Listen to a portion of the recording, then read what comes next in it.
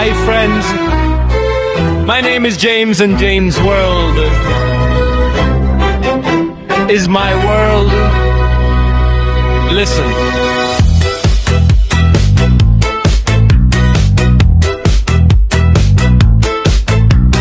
Pakiramdam mo ba'y nandidilim ang iyong bukas?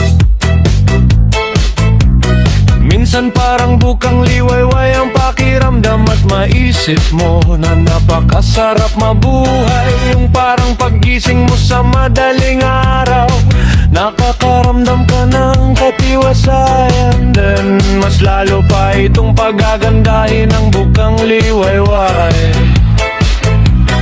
Kung walang kasing ligaya sa pakiramdam ang kasunod, tapos akala mo tuloy-tuloy ng kaligaya ang iyong nararamdaman, tapos bigla na lang ulan nang walang humpay at ang bakas ng kaligayahan ay di mo na makikita at ang kadiliman ay bumabalot na parang di mo na alam ang gagawin.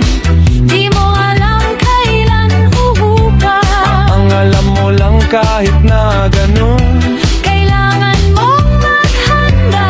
di mo man alam kailan hihinto ang masamang panahon. Pero paghahandaan muna ang pagpila ng masamang panahon. Ganyan ang buhay, hindi mo dapat kailanman hayaang huminto dahil sa isang pangyayaring nagpapadilim sa iyong buhay. Magpatuloy, maghanda para sa pagtila ng masamang pangyayari. Maging malakas at handa ka para sa bagong simula. Ganito ako sa buhay.